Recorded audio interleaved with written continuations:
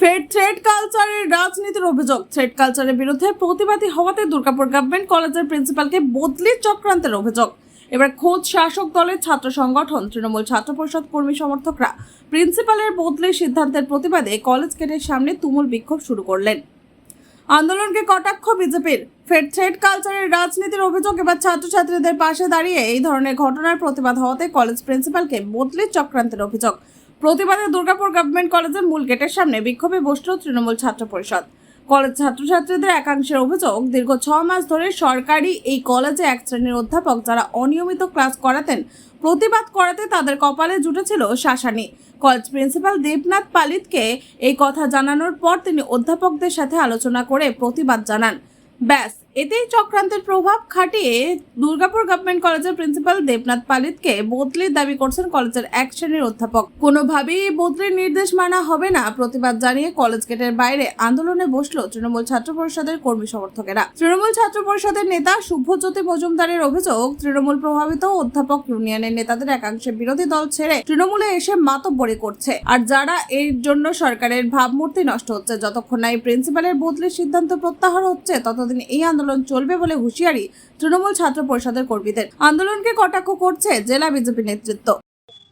আজকে আমরা এখানে যে কারণের জন্য স্ট্রাইকে বসেছি, আপনারা মিডিয়ার মাধ্যমেও জানেন যে দীর্ঘ বহুদিন ধরে দুর্গাপুর গভর্নমেন্ট কলেজের কিছু সংখ্যক প্রফেসর আছে যারা দীর্ঘদিন ধরে ক্লাস নিচ্ছেন না, যারা দীর্ঘদিন ধরে অনিয়মিতভাবে আসছেন। তার এগেনস্টে কিন্তু এখানে ছাত্রছাত্রীরা বারবার প্রিন্সিপাল স্যারের কাছে অভিযোগ জানিয়েছিলেন। আমরাও সেই অভিযোগে ছিলাম। প্রিন্সিপাল স্যার সর্বক্ষণে কিন্তু ছাত্রছাত্রীদের পাশে সমর্থন জানিয়েছেন। এই পরিস্থিতি এমন জায়গায় গেছিল যে হায়ার এডুকেশন ডিপার্টমেন্ট থেকে টিমও এখানে এসেছিল এবং তারা ছাত্রছাত্রীদের সাথে কথা বলে সম্পূর্ণভাবে জানতে পেরেছিলেন যে হ্যাঁ, কথা বাস্তব যে কিছু সংখ্যক, সবাই নয়, কিছু সংখ্যক ডিপার্টমেন্টে কিন্তু এমন ঘটনা ঘটছে। তারপরে সেইখানে আমরা দাঁড়িয়ে দেখতে পেলাম যে যারা অনৈতিক কাজ করছে, যাদের এগেনস্টে স্টুডেন্টদের অভিযোগ, তাদের কিছু না হয় হঠাৎ করে আমাদের প্রিন্সিপাল, যে কিনা সব বিষয়ে স্টুডেন্টদের পাশে ছিলেন, সাথে ছিলেন, ওনারই একটা ট্রান্সফার অর্ডার বেরিয়ে গেল এবং একটা চ্যালেঞ্জ করে তারা বের করলেন।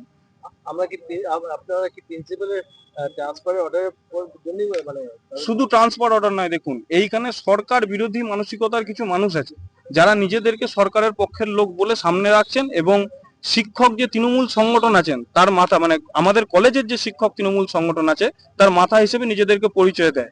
কিন্তু তারাই আবার 28শে আগস্টে যে ছাত্র পরিষদের প্রোগ্রাম আছে সেটাকে বানচাল করার জন্য নোটিশ করে কলেজের প্রোগ্রাম ডাকছেন।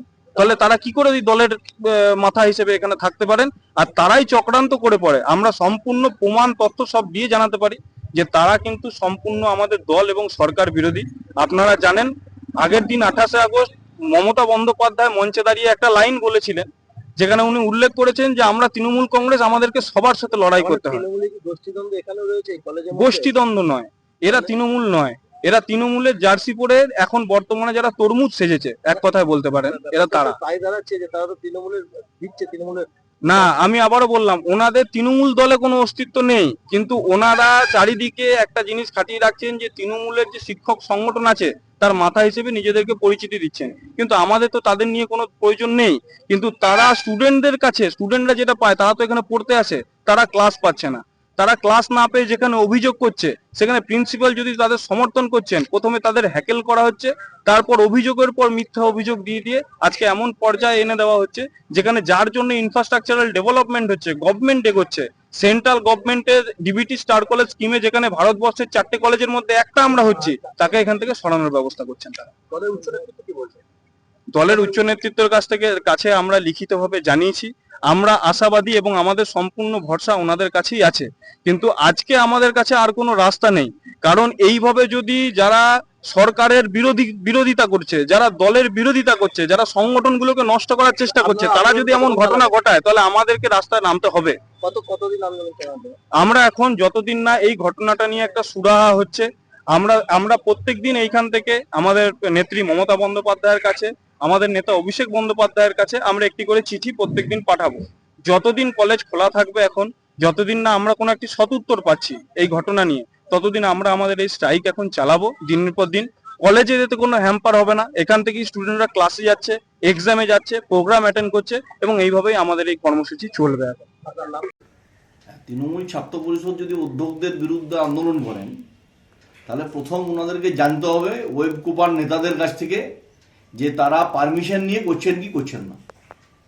ওয়েব কুপার নেতারা পারমিশন ট্রান্সফার আর কাকে কোথায় যাবে, কোন বিদ্যালয়ে চাকরি করবে, কোন বিশ্ববিদ্যালয়ে ট্রান্সফার হবে আর কোন ইউনিভার্সিটির আন্ডারে যাবে, এসব ওয়েব কুপা থেকে ঠিক হয়। তাই আমরা এখানে বলছি যে এই যে ব্যবস্থা যারা তৃণমূল ছাত্র পরিষদ আন্দোলন করছেন তারা প্রথম তাদের ওয়েব কুপার নেতাদের কাছ থেকে জেনে নেন যে তারা হচ্ছে কি বলে এটাকে সমর্থন করছেন কি করছেন না। এই আন্দোলনে তাদের কোনো ভিত্তি নেই, কারণ এই বিষয়ে স্থির করার দায়িত্ব ছাত্র সংগঠনের নয়।